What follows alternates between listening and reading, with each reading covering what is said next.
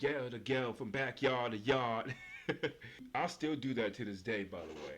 It's kind of crazy how I know that by heart. That's how you know how impactful that song is. Let's talk about Clipse and let's God sort them out. Not the Clipse, Clipse. For those who live under a rock when it comes to hip hop, Clipse has always had a low key, powerful impact upon the culture. With the songs such as Grindin', as well as being tag teamed to the legendary producer Pharrell Williams and the legendary group known as the Neptunes, you was a match made in heaven. These weren't just some regular dope dealer rappers, these were dudes who were not only as lyrical as possible, but also very charismatic in how they structured their songs. With albums like Lord of Willin' and my personal favorite, Hell Hath No Fury, as well as the Re-Up Game mixtapes, those dudes were on point with their songs and their lyrical ability. The aka Black Card era was something to be feared and respected when they was coming out with those types of mixtapes. Fast forward to now, 2025, almost 25 years since the first album release, and you have a nothing short but a stellar album.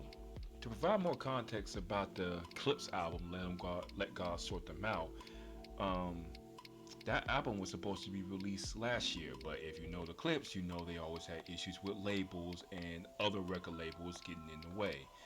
Ever since the days of Jive, when they was getting pushed back, hence the motivation from Hell Have No Fury. Of course, you know what happened to that boy with Birdman and the whole issues with that became a domino effect for other certain artists. But that's the crazy part. After the Clipse, at certain point, Malice decides to stay away from rap and go to a more spiritual journey, and Pusha T kept, no pun intended, pushing on as a solo artist. I grew up with We Got It For Cheap, with Re-Up Gang. So hearing Pusha T being featured on Runaway when Kanye was still the biggest artist and still a well-respected human being, it was crazy. And then just to hear that he gets signed by Good Music and essentially becomes the second figurehead for Good Music behind Kanye. I mean, Big Sean too, but obviously people are going to be more interested in Pusha T as far as lyrically compared to Big Sean, no disrespect. I mean, who had the better verses of them posse cuts? It wasn't show Big Sean, but you start seeing more and more Pusha T, and as a guy who has essentially no bad solo albums, it's very refreshing to hear him still go on to this day. And then when you get the return of somebody who, no, across hip hop, has been the better brother lyrically, you knew you was gonna get something magical once again. So when I first heard that the album was coming out with the Clipse, I was stoked. And then unfortunately it got pushed back because, you know, Def Jam likes to because of a certain other legendary MC and what was going on last year. Def Jam decided to push it back and try to get the verse censored, which of course caused Pusha T and Malice to once again leave that label and go do somewhere else. So while the album shows up a year later than it's supposed to be, it arrives at the perfect time when there was basically a drought when it came to hip hop projects. I mean, last year was the complete contrast. You not only had Kendrick dropping G and Nats at the last year, you also had Tyler the Creator dropping one of his most personal albums. You had Doechii dropping a hot project. Rap City was dropping a hot project. Denzel Curry was dropping a hot project. It was dope music all around when it came to hip hop. This year, it hasn't really been that stellar when it comes to more of the bigger artists that have some kind of notoriety up until this point. I mean, sure, you had the very interesting beef between Joey Badass and the West Coast, but it hasn't been anything that moved the needle since Kendrick dropped. Hence, Let God Sort Them Out. Now, when I first heard the track, Birds Don't Sing, I was taken aback. For those who don't know or can't tell, it was an ode to the parents, but not in a way that their death is talked about, but how it's essentially an album about black love. how despite being separated, the mother and father of Pusha and Malice still kept the family dynamic together, and how their presence affected them so much that when their absence came in, it shook them to the core, but it still did not shake their foundations to be the best men they could be, because they didn't forget the black love that was given to them by both their mother and their father. It was a tearjerker. As reacting to it, I was complete shock in how this was started off. It gave you an idea of how this was going to be a different kind of album compared to the previous Clipse albums. I mean, you still gonna get the hot drug dealer rhymes. That's never gonna stop. It's the Clipse after all. They've been rapping about coke for 20 plus years, and they still managed to make it interesting. I mean, one of the titles that took me aback that did not click until I heard it was MTB TTF. Mike Tyson blow to the face. Like mobile phones and no one's home. White back-to-back rules at my gates. White slave master souls in my safe. White python Manolo is the chase. She want a Mike Tyson blow to the face. Twist and turn. What?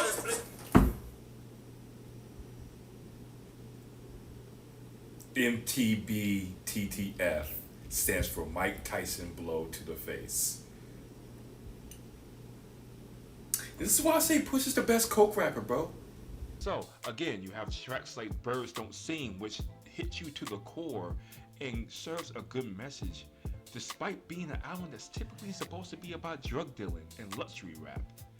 Now, of course, you get the next few tracks. The features, fire, of course, with Kendrick Lamar, Chains and Whips, nothing stellar, but also you get to see you get to understand the difference between Clipse and other rappers. They don't just rap well, they rap nearly flawless. How they construct their lyrics, how they approach each song. And with Pharrell, who obviously, in a sense, has a lot to prove, considering that the general consensus for the past couple years is that that has kind of been, for lack of a better term, washed because of the production he's been giving other artists.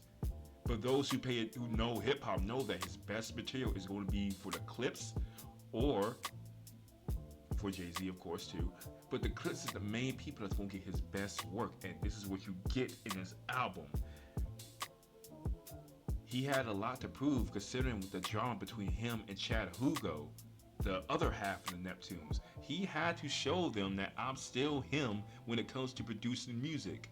So with him constructing essentially a great background, and with Pusha T and Malice especially following the atmosphere and creating magic with that same atmosphere, it feels like they never left. With songs like POV, which you get arguably one of Travis, Really, nigga? arguably Tyler the Creator's best performing verse, and he is coming at people's necks too. When he says, the curse of the sea rolls when you become the devil or the tap dancing Negro. I came to terms that I'm probably outgrow my hero with me.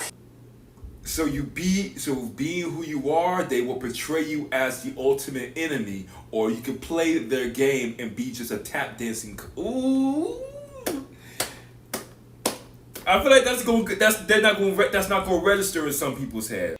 You could tell that Tyler been waiting to say some things on his mind, and hopping on what is essentially his motivation and his inspiration to hip hop, the Clipse. It gave him the needed fuel to go that extra mile, and he's been going in for the past couple of years, but this is different. When you get songs like, of course, the classic songs of So Be It, which originally was supposed to be a part 2, but due to the people not really messing with the beat, they changed it back. And then, of course, Ace Trumpets was still my personal favorite. Look at him and him, still waiting on Yeezy. I hope you got your squeegees. At the interviews, I just Kiki, Lights, PG, ASAP, or Riri. They just keep up the momentum, and then the production, whether it be from All Things Considered to Mike Tyson blow to the face, to EBT, to Tita, to Fico. I've listened to this album throughout the whole past couple days to see how I feel about it, to see if there's anything I'm missing, to see if it still holds up. And so far, I've enjoyed it more than when I initially heard it. I've enjoyed more songs and understood more songs as I heard it initially. When you have other songs that still keep that essence of hip hop, like So Far Ahead, which is a funny song because of Pharrell's hook, but it's still a cleverly orchestrated song.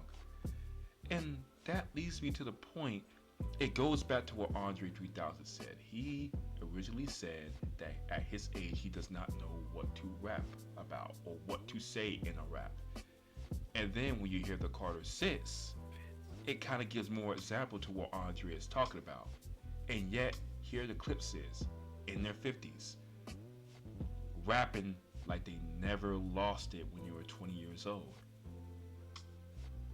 Being the perfect contrast and argument to Andre's statement.